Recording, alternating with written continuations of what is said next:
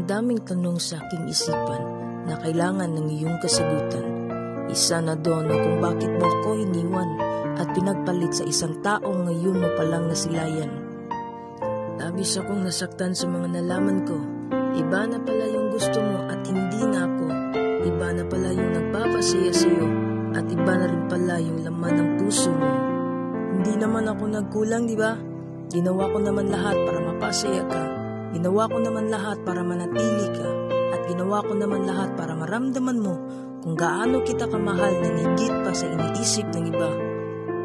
Siguro, hindi lang talaga tayo yung para sa isa't isa.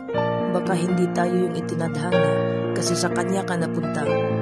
Kaya gusto ko lang malaman mo na kahit masakit para sa akin ang bitawan ka at ipaubaya sa kanya, gagawin ko para lang sumaya ka at kahit sa piling na ng iba.